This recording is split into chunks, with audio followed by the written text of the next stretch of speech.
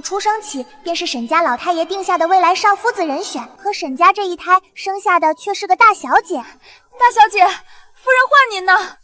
我再玩会儿嘛。5年后，沈燕白才咕咕壮士。那日，我和锦去参加满月宴，目睹女佣偷换了沈燕白与二姨太生下的沈荣泽。我寻着机会偷偷换了回来。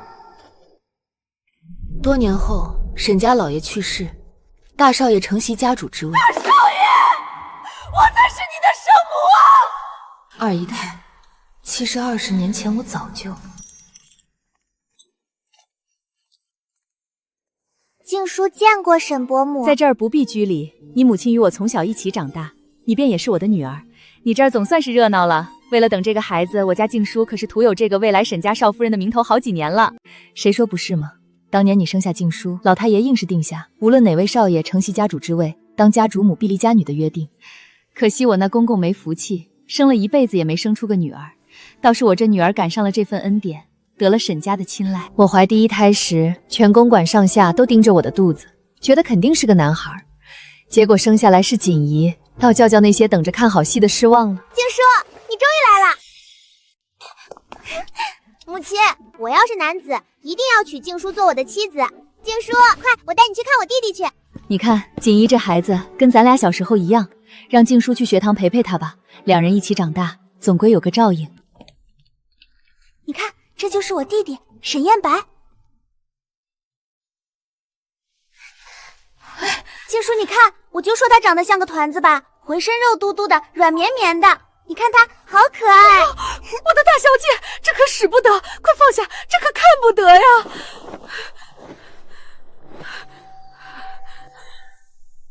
锦怡，你又胡闹，他是你弟弟，不是你那些娃娃。罢了，静生也不是外人，日后他们也是夫妻，早见晚见都一样。舒兰姐看你说的，静生才多大，怎么会懂这些？母亲偏心，凭什么静说要给她当夫人？长幼有序，静说应该是我的才对。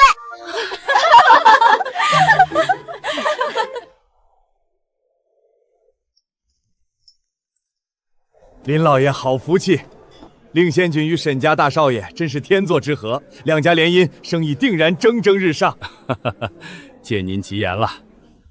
夫人，少爷累了，我先带少爷回屋歇息。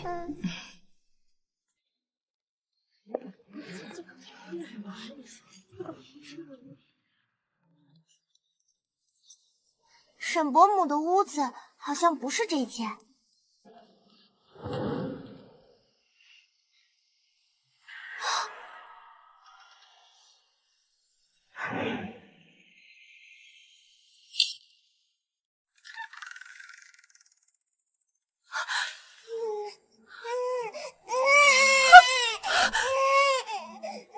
是哭声，他怀里的是谁？他要去哪儿？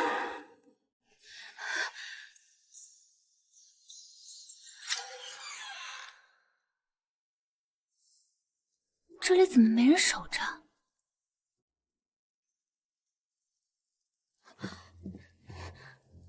这就是他舒兰的儿子。回二夫人，正是。二少爷此刻已经在大夫人我房了。大少爷又如何？往后见了我，也得叫声母亲。太太，二少爷那边要不要再派人去看看？万一……什么声音？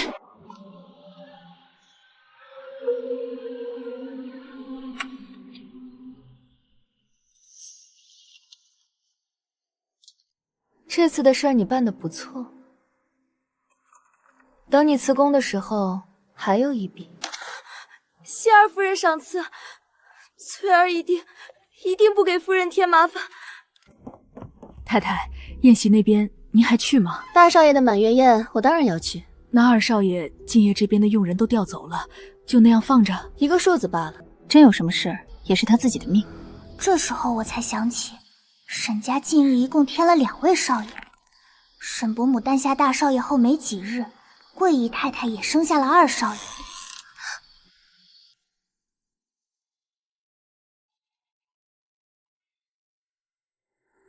真的是他。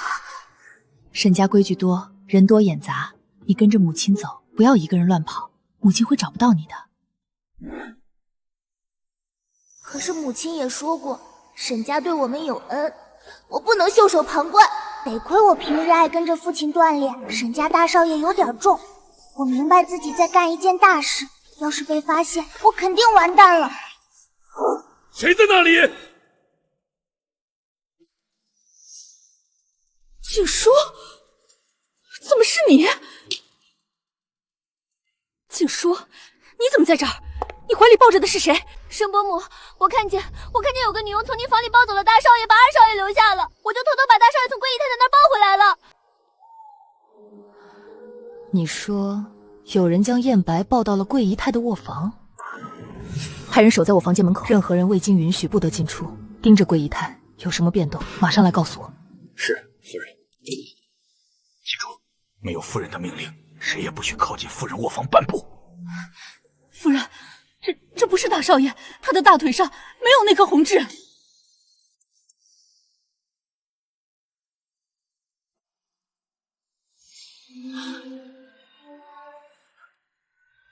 这才是我的燕白。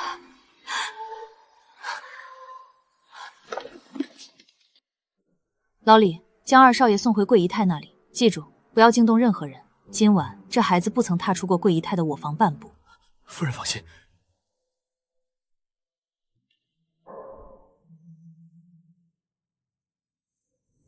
不要怕，今晚的事你知我知，你救了燕白的命，往后不管发生什么，沈婆婆都会护着你。锦衣有的，你也会有。静叔，母亲最近管得真严，不过是想来你家玩玩，她竟派了这么多人跟着。沈伯母也是担心你的安全嘛。沈家事务繁多，难免有人不怀好意。你不知道，母亲最近脾气古怪得很。前些日子，她卧房那个女佣翠儿竟意外落水溺亡了。落水就是掉进水里淹死了呗。听说是半夜不小心滑进后花园池子里了。母亲还说给了那女佣家里不少抚恤金呢，真是可惜了，明明就要出公馆了。静叔，你怎么不说话啦？我在想，池子边上应该修栏杆的，不然太危险了。那池子水浅得很，哪能淹死人？也不知怎么就……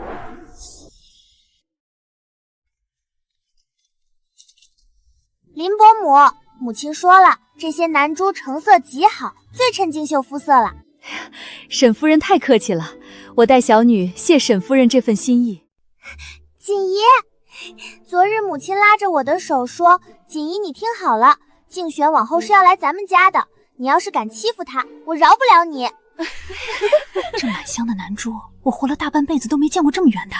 可不是，沈夫人出手这样大方，往后小姐嫁过去，咱们这些老人怕也能沾光。我瞧咱小姐那稳重的样儿，像是个能拿住事儿的。一晃眼，咱们进家族学堂念书都好几年了。想当初咱们还没启蒙，母亲就要你和我一起上学，这一晃你都15了。锦衣，你要有静书一半懂事，我也少操点心。能和锦衣一起学习，静书也很开心。母亲，您这是偏心。这些年您给林家送的东西比送给我的还多，外头都说静书才是您女儿呢。静书于我而言确实与众不同。散学了，走去看看我那个弟弟今日有没有被先生罚。你弟弟怎么会挨罚？怎么不会？上回他把先生的砚台打翻了，墨水泼了先生一身呢。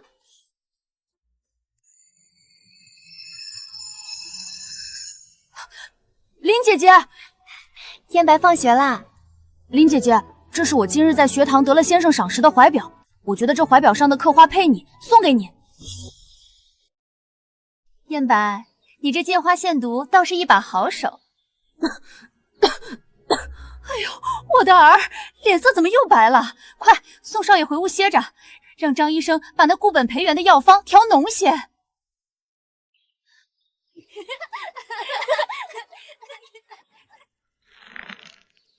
林姐姐，你怎么不说话？你不喜欢这怀表吗？燕白送的，姐姐自然喜欢。燕白现在只会喊林姐姐，奶声奶气的。静书，你瞧瞧，你那些手帕胶都陆陆续续出嫁了，你这沈家少夫人还要等着小豆冬几年？燕白以后会保护林姐姐。沈兄、沈夫人，二位的到来真是令林家蓬荜生辉啊！只是这外界风言风语，我心中实在惶恐。当年沈林两家商定下的婚约，我和夫人从没想过更改。当家主母年岁大些，更知礼数。老爷放心，这门亲事无论如何是不会作废的。老爷，外头开宴了，请二妃移驾。好，老林，随我一起去看看今日的寿星。是，沈兄请。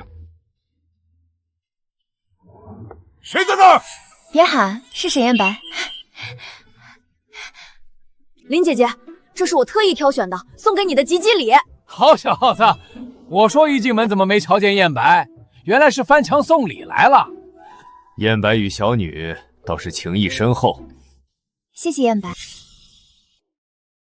及笄之后就是大人了，往后你若是在府里待得闷了，便多来沈公馆陪陪我。静茹知道了。林姐姐，陪我去看花灯嘛。还是跟小时候一样。这料子颜色好看，做件秋衫，沈伯母穿一定衬。你倒会挑，留着给你自己做，年轻人穿才鲜亮。哟，林小姐今日又来陪夫人了。说起来，大少爷才10岁，林小姐这少夫人的名头，怕还要再等好些年呢。夫人，我倒也不是多嘴，只是近日瞧见王家老爷的孙女年纪正好，与大少爷那才叫般配。这林小姐虽好，可这少夫人的名头再拖个5、6年，外头那些闲话怕是越来越难听了。沈家少夫人的人选，什么时候轮到你在这里指手画脚了？大夫人，这是什么话？我这也是为了大少爷，为了沈家着想。贵姨太若是有这份闲心，不如多操心操心荣泽的身子。他那个咳嗽，入冬又该中了吧？方才说到哪儿了？这料子你留着做件新衣裳，别总想着给我。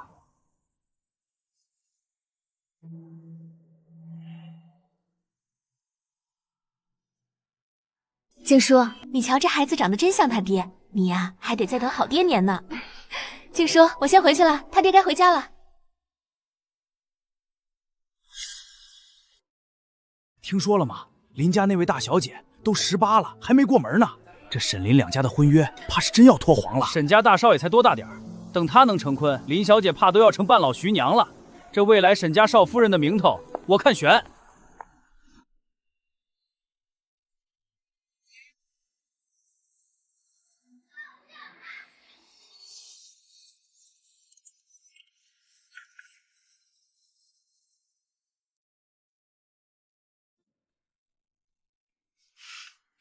以后我嫁出去，你想见我就没那么容易了。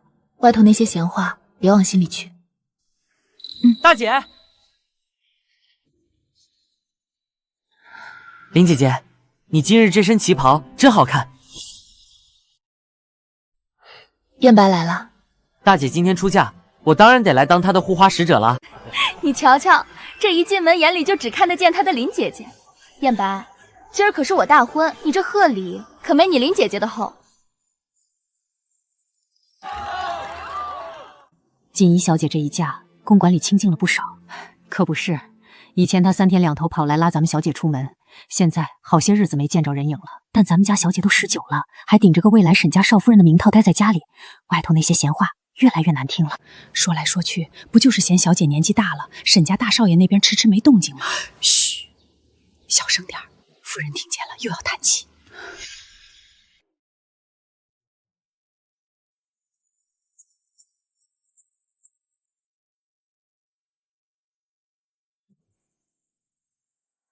粘了多久了？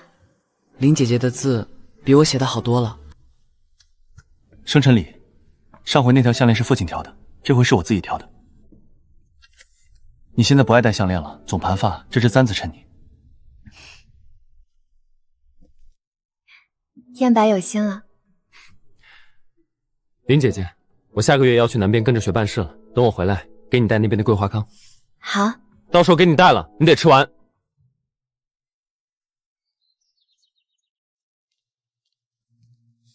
林小姐，大少爷正随长辈在外处理家族事，让我将生辰礼送他，祝您生辰安康。林小姐这都25了，沪上名门里哪家姑娘20岁还不成亲的？林夫人这2天愁得头发都白了，沈家的亲事推也推不掉，成也成不了。是啊，沈家大少爷这林小姐。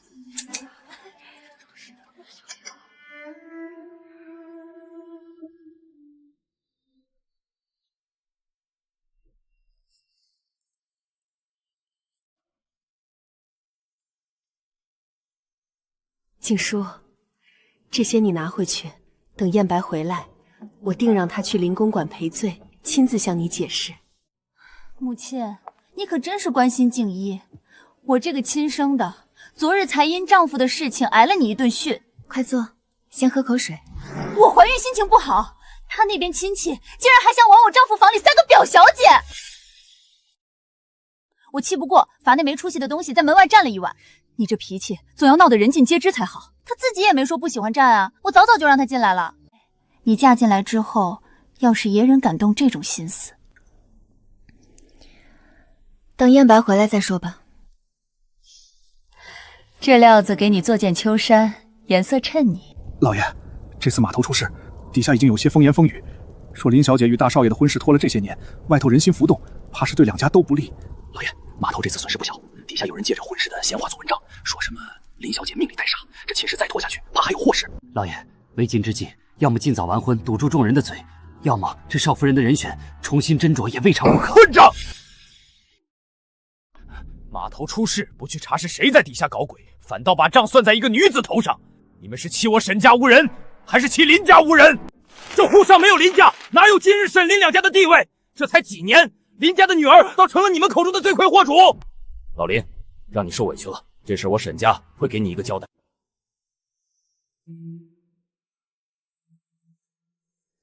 又是1年了。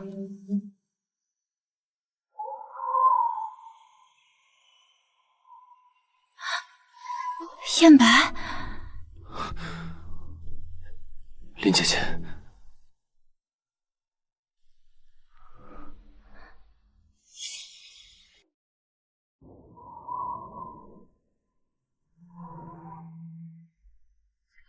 林姐姐，南下一路奔波，才回沪上，便听说那些家族顾问在父亲面前胡言乱语。沈老爷明鉴，大少爷不必挂怀。父亲和母亲已经重新选了日子，就在明年2月。燕白，我想和你商量个事。你说。如果日后燕白不想要一个大你5岁的夫人，能不能放我去远方看看？远方？那有什么好看的？那里没有流言蜚语，也没有家族生意的捆绑。林姐姐，你5岁就认识我了，翻墙送鲁，刻印章，跑了大半个南边给你带桂花糕，哪一样是我被谁逼着做的？你走了，谁来当我的沈家主母？林姐姐。沪上名媛，人人想嫁沈家大少爷，比静书年轻貌美的，多如过江之鲫。林姐姐，我既然送了，就没有收回来的道理。不管你是大5岁还是10岁，我的夫人只能是你，也只会是你。日子是父亲定的，但我愿意。你想要的没有流言的地方，我给你。反正日子已经定了，你别想跑。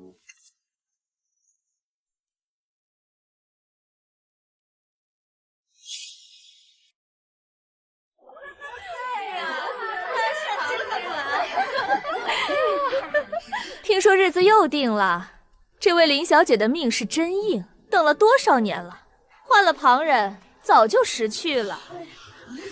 大少爷来了。三太太方才说的话我没听清，烦请再说一遍。大少爷说笑了，都是些父之间闲话，不值当提。既是闲话，往后还是少说些好。三太太有这样的闲情，不如去管管自家的丈夫。她此刻正搂着舞厅的头牌厮混，想必报社明日便该爆出丑闻了。三太太还不快去，晚了怕是连人都抓不住了。林姐姐，我让母亲给你安排了一位公馆里的保姆，明日她就会去林公馆报道，以后你出门务必带着她。可林公馆里已经有2位教导规矩的保姆了，燕白为何如此？她不是去教你规矩的。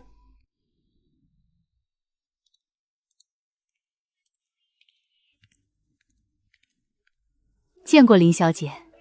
哟，这24了还没嫁出去，又要请老妈子来学规矩呢。这位太太，我是沈家老夫人派来的。您方才那话若是传到沈夫人耳中，怕是面子上不太好看。大少爷吩咐了，往后林小姐出门我跟着，不出门我就在门房待着，不碍您的眼。您先去歇着吧。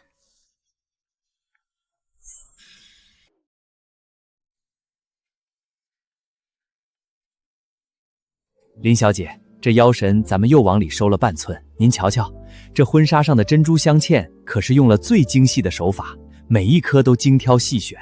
辛苦掌柜了。不辛苦，不辛苦，这亲事耽搁了些时日，小姐身量愈发玲珑，改衣是应当的。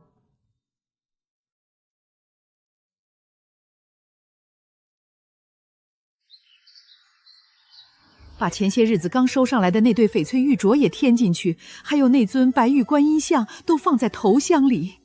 夫人，这已经是您第7次往单子上添置东西了，这嫁妆的数量与价值已是户上难寻。静书在家里待了这么些年，受了多少委屈，如今真要出门了，多备些傍身的东西，我这做母亲的也能安心。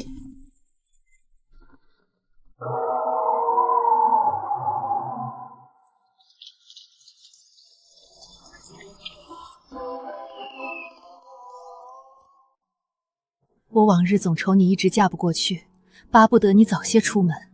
如今你真要出这林家大门了，母亲这心里倒像被挖去了一块。母亲，女儿是嫁入沈家，又不是不回来了。静书，你记着，我们林家没有纳妾的规矩，自你祖父起，你爹便只有我一人。若是日后你受了委屈，大可回来，自有我们为你撑腰。母亲放心，女儿明白。女儿要的从来不是那虚无缥缈的偏爱。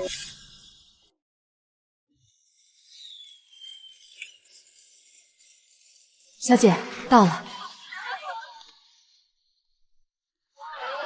林小姐今天可真美。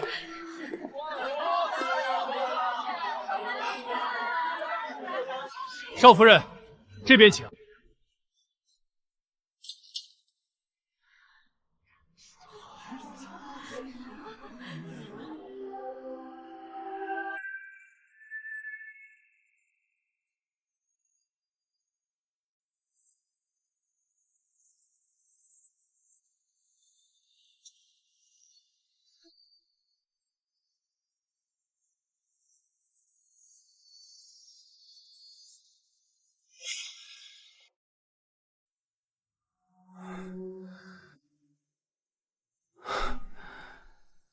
林姐姐，你喝了不少。不喝点儿，怕自己在门口站太久进不来。林姐姐，我等这一天好像等了一辈子。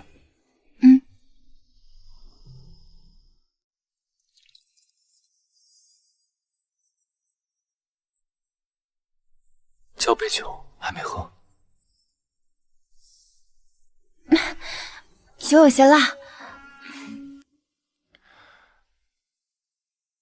林姐姐，我总觉得这间屋子是不是太安静了？你怕安静？怕醒来发现是做梦。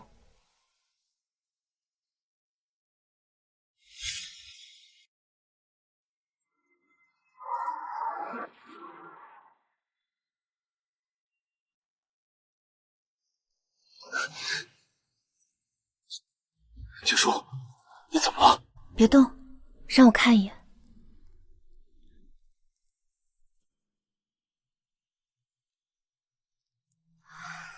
还在。你折腾了半天，就为了看这个？现在可以安心了。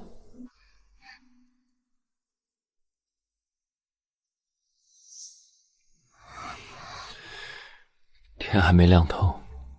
沈燕白今日要去给父亲母亲请安，再躺一会儿。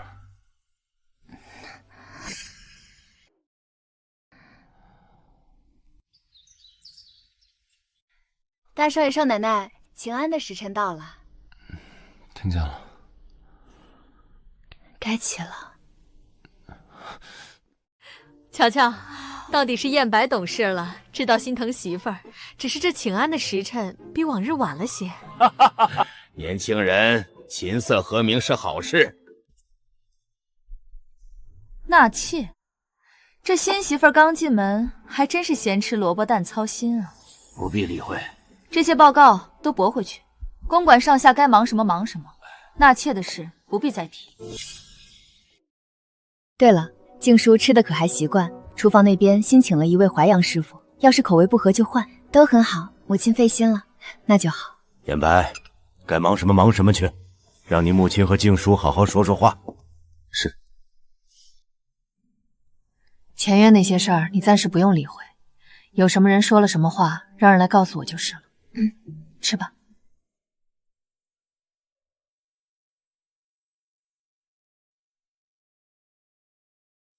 静书，你真美。大少爷，我有件事想和你说。咱们要个孩子吧。现在？燕白，静书，咱们才成亲没多久，我总觉得还没过够就咱们2个人的日子。我不是不想要孩子，就是再等等行不行？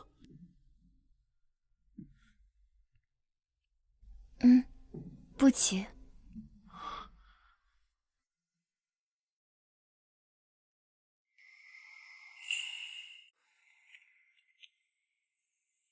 听说二少奶奶家里没人了，父兄都不在了，就剩她一个了，可不是吗？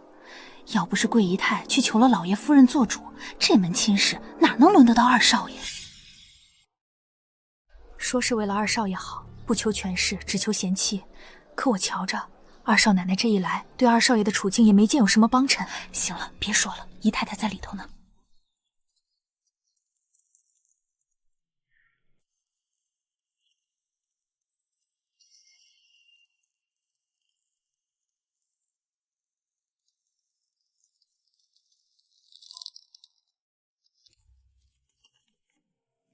夫人，这是沈夫人这个月送来的第3批补药了。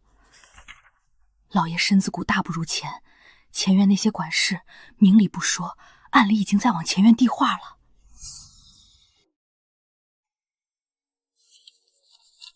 不要说进柜子里，前院那些话不必传到我这里来。是，太太。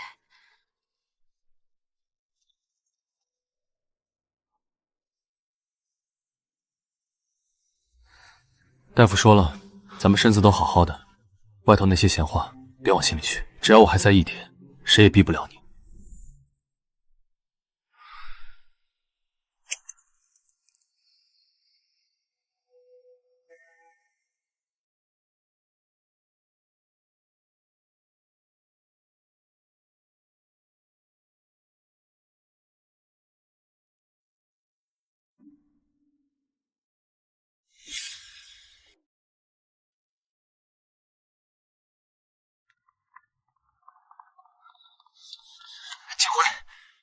这几日你就待在主宅，哪里也不要去。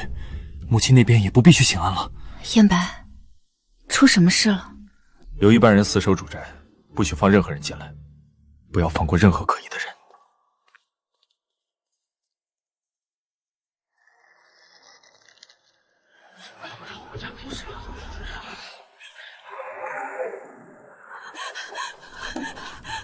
少夫人，二少爷带人冲宅顶了。二少爷，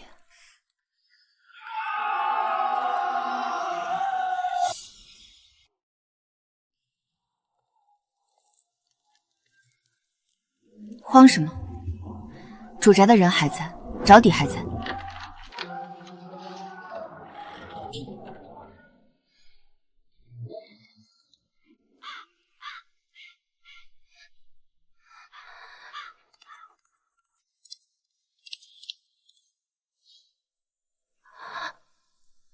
燕白，已经没事了。你守了一夜，这也是我的家，我怎么能离开？静书，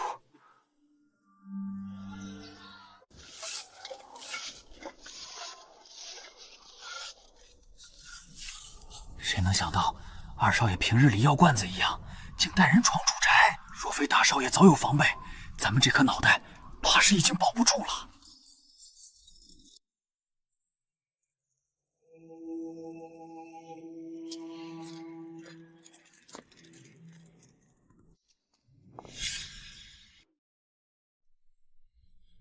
父亲，您再撑一撑，大夫说您会好起来的。等您病好了，我们一起。父亲，父亲！沈老爷遗命，长子燕白承继家主之位，沈家产业及主宅归长房名下，各房按例只取月钱，不立分家。自有沈氏长子燕白承继家主之位，请家主接令。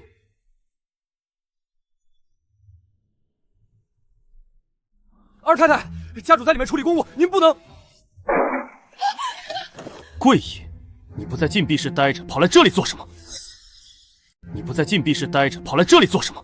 我的儿，你好好看看我，舒家那个女人骗了你一辈子，我才是你的生母啊！桂姨，你莫不是受了惊吓疯魔了？我的生母是沈夫人舒兰，全沪上皆知。当年大少爷满月，我让人将你换了过来。你若不信，大可去查当年大夫人房里的佣人。燕白，你身体里流的是我的血。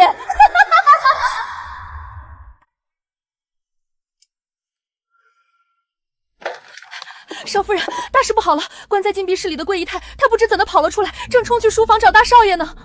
母亲，她这个时候去寻燕白，怕是……该来的总会来。拿我的令牌去，将二少爷沈荣泽也从禁闭室带到书房去。二少爷，既然他要谈往事，那所有该在场的人就都该在场才是。不然这出戏他一个人唱多没趣。静书，你也一起吧。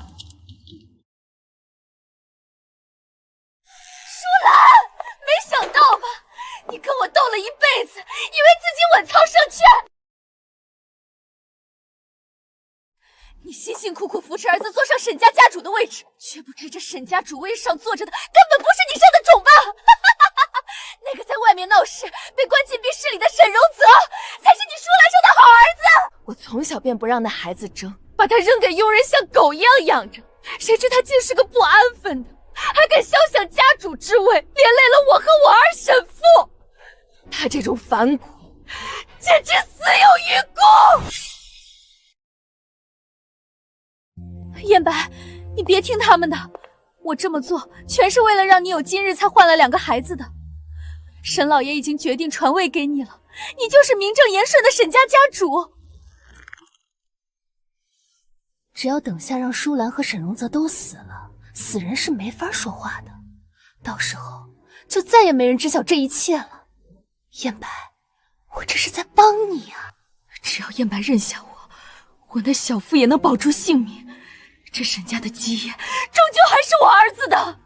你说我是你的亲生儿子，桂姨，空口无凭，证据呢？燕白，我当然有证据，这种事我怎么会乱说？你出生时后背便有一个月牙形状的青色胎记，还有你的右腿膝盖内侧有一颗极小的黑痣。不信你问林静书，她是你的少夫人，是你的枕边人，她朝夕相伴你左右，她肯定最清楚不过。林静书，你说啊！燕白，燕白后背并无什么月牙胎记，右腿膝盖上也没有黑痣。你撒谎！你这个贱人，竟然敢睁着眼睛说瞎话！你就是想蒙骗我！你同舒兰那个贱人交好，你只认她这一个母亲，你为了讨好她，甚至不惜说燕白是她亲生的谎言。燕白，你信我，当初若不是我冒着被逐出家族的危险，费尽心机为你筹谋这一切，你哪能坐上今日沈家家主的位置？你已经是沈家家主了，何必再看任何人的脸色？只要你认了我，这沈家就再也没人能碍着咱娘俩了。好一个，何必看人脸色？真是太精彩了！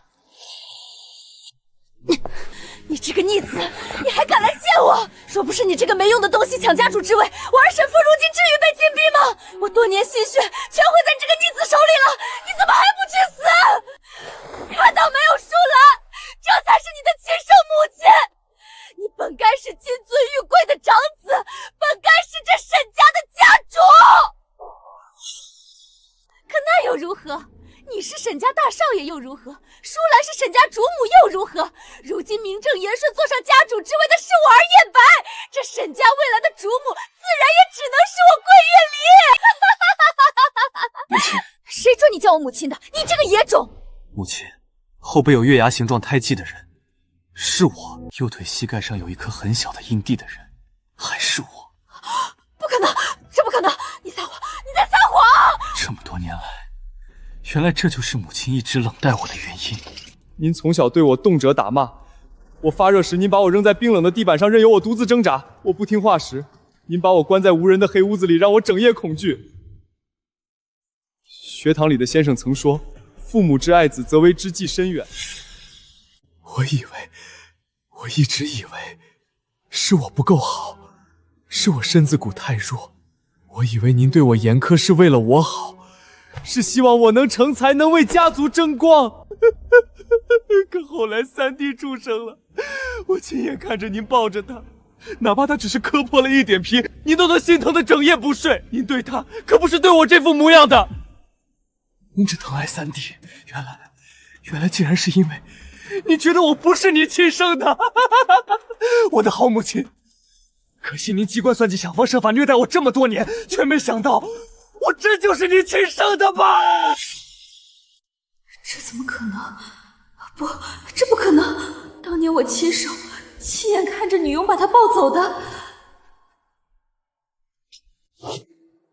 舒兰，是你对不对？你早就知道是你换回来了！你眼睁睁看着我虐待自己的亲生儿子，却一句话都不说。舒兰，你比我更狠！当年你种下了什么样的恶因，今日便得什么样的苦果。你自以为瞒天过海，却不知这世间万物自有定数。你亲手虐待了自己10月怀胎生下的孩子，这一切怨不得任何人。败者为寇，我无话可说，听凭大哥处置。是恳请大哥挂念我的妻子陆芷，千错万错皆在我一人，求大哥不要牵连于他。我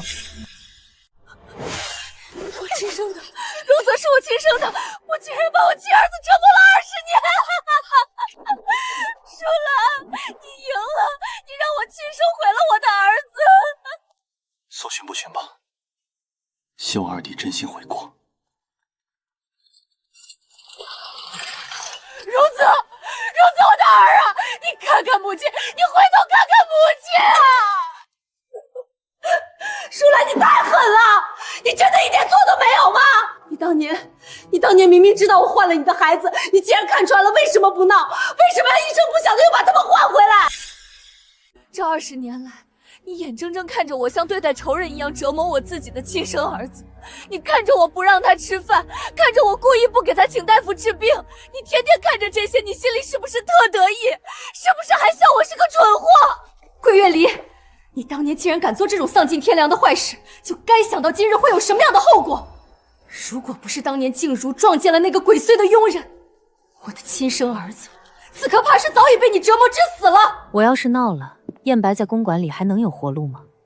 要是依了你的心意，你的儿子就要被我当成心头肉一样悉心照料，然后坐上家主之位，而我的亲生儿子却要待在你那里受尽你的虐待和羞辱。你敢摸着良心问问，到底是谁害了荣泽？这些年你怎么对待他的，我在主宅早有耳闻，我都恨不得将你千刀万剐。可我忍了20年，就为了看你今日这副众叛亲离、痛不欲生的嘴脸，这些还不都是因为你？舒兰，凭什么？凭什么？你我明明家世相当，同年进沈家大门，我哪一点不比你强？凭什么老爷要把家主夫人的位置给你？凭什么我为老爷生了2个少爷，却还只是个姨太太？我不甘心，我不甘心！我换了孩子又怎么样？我就是要让你尝尝你最心爱的大少爷其实是你死对头的种！放肆来人，给我把他的嘴堵上！我就是要让你亲手把我儿子推上家主之位！放开我！放开我！舒兰，别以为你赢了，你以为你能拿捏我了吗？我诅咒你往后每天都活在口军里，儿孙不得善终！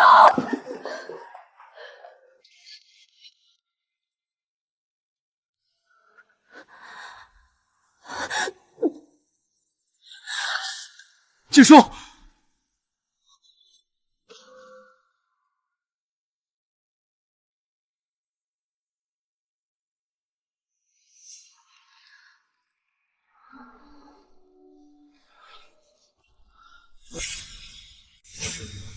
静书，你醒了，有没有哪里不舒服？我怎么了？医生说，你已经有1个多月的身孕了。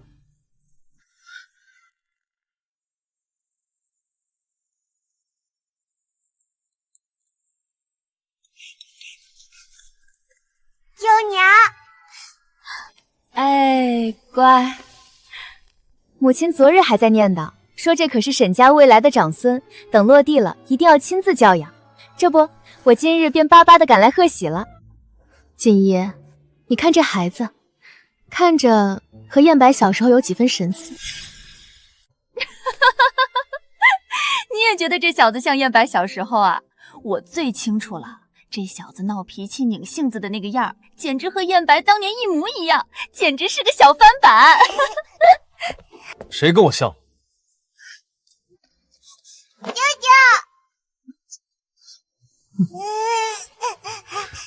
姐，你方才说这小子哪儿像我了？我同静居说些体己话，你倒好，竟然一声不吭就闯了进来。我进我家还要通报。再说了，有什么是我不能听的？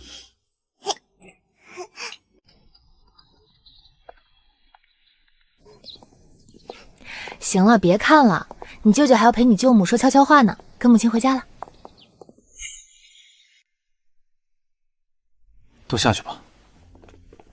听说那些家族管事真是越来越没完没了了。今日早会，那几个老杨顾报告都不换一个，翻来覆去就是那一套。又来了，又是为了什么？还能为什么？无非是看我程氏家主已久，这主宅却只有你一人，说什么开枝散叶，还说这是为了家族稳固兴旺后代。我看他们是闲得慌，非要给我没事找事。静书，母亲昨天和我说了一桩小时候的事。什么事？她说我满月那天晚上差点就被桂姨太给换走了。母亲说是你那晚不顾危险，抱着还没满月的我在公馆里拼了命的跑，是你把我抱回来的。要是没有发现，我如今的丈夫恐怕就是沈荣泽了。我也没想过，他明明记得自己儿子身上的特征，这20多年竟然从没留心过，哪怕看一眼也不至于如此。荣泽其实也算是个可怜人。可怜人？我还以为我的少夫人现在只知道心疼沈荣泽呢。那不是心疼，是同情。静熙啊，只心疼燕白。这可是你说的，只准心疼我一个。至于桂姨太太的小儿子三少爷沈福，他才10岁，家主决定将他交由专门的佣人悉心抚养，此后余生怕也只能在这沈公馆的一隅里做个富贵闲人了。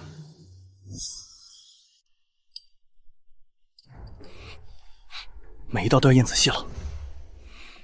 燕白，你也太紧张了。如今主宅只有我一个人，清闲得很，哪有那么多勾心斗角？这是咱们的头胎，你我都没经验，我不能让你受半点伤害。那一夜，沈家公馆真的很安静，安静到有人觉得这是个能飞上枝头变凤凰的好机会。谁让你进来的？夫人，您听说了吗？昨晚那个爬家主床的女佣，今日一早就被送走了。意料之中，既然想飞上枝头，就得有摔下来的觉悟。家主这回是真的动了怒，说是要是让不安分的人都看清楚，杀鸡儆猴呢。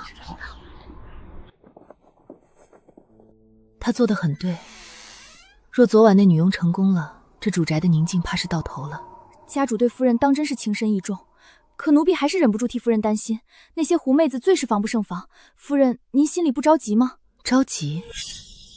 母亲这些年教会我一个道理：豪门深宅里，男人的情爱固然动人，但那东西像云烟，抓不住。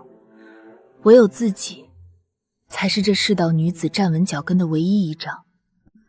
士之单一，犹可说也；女之单一，不可说也。夫人，这是什么意思？意思是，男子沉迷情爱，尚能脱身；女子若只求爱，便是死路一条。燕白，手抬高点儿，不要勒着孩子的脖梗。家主，手劲轻点儿，怕惊了小少爷的好梦。母亲，这小东西怎么这样软糯？我这手脚都不知怎么放了。静池，我的儿子，你与你父亲当真是一模一样。听闻今日家族会议上，那帮老顽固又在给家主推荐姨太太了。外头的人总是比宅子里的人更急着往家主房里塞人。家主回回都以家族刚定时局未稳搪塞，可如今小少爷已满月，那些老家伙哪肯罢休，怕是消停不了几天了。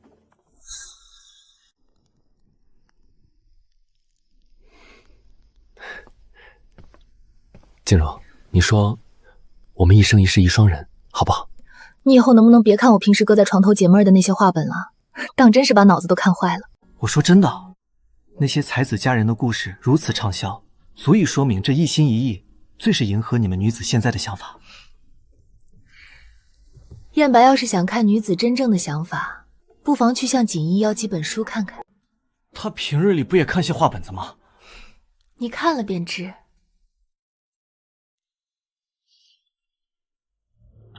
这写的都是什么荒唐东西，简直伤风败俗！一名女子竟有正夫与好几名男妾，甚至还在外面的清风馆养着相好的，这写书的人到底是什么居心？锦绣，你瞧瞧大姐看的都是些什么？女子三夫四妾，简直闻所未闻。锦绣，你气什么？男女说到底都是人，是人就不能免俗。你在急什么？男子想要三妻四妾，坐享其人之福；女子要是有那个权势和地位，当然也会有同样的想法呀。那能一样吗？哪里不一样？你看寻常人家，因家境所限，大多一夫一妻。可只要有些钱财的商贾之家，哪个男子不是纳了好几房姨太太？说到底，是这个世道，女子还是要更加努力才能被看见。我不管别人怎么样，我就是不想娶什么姨太太，我这辈子就只要你一个人。不仅我不准呐，也绝对不可以有那些荒唐想法。我是家主，我说不娶就不娶。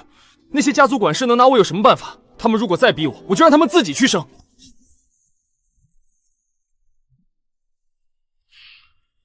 有鬼！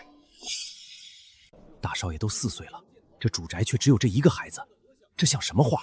那林家小姐虽也是名门望族，却独坐主宅，不给家主纳妾开枝散叶的机会。这偌大的家业，还指望大少爷一个人忙吗？这都吵了3天了，管事们从劝家主娶姨太，现在都开始扎堆当面说夫人的不是了。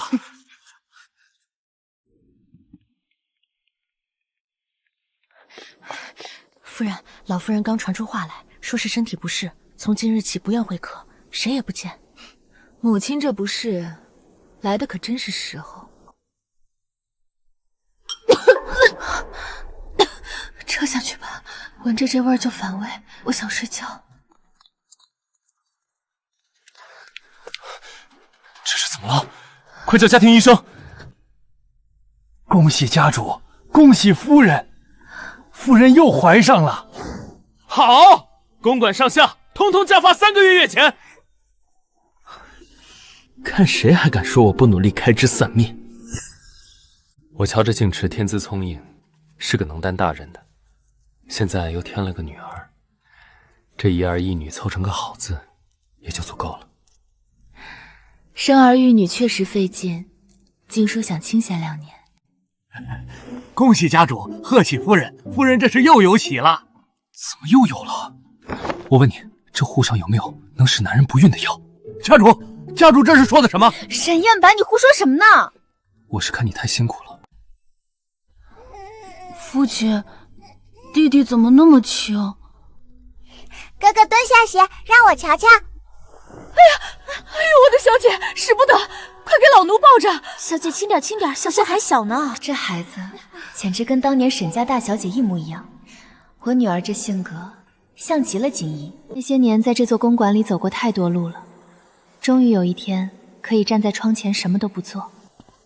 燕白，那些事都过去了，是不是？都过去了。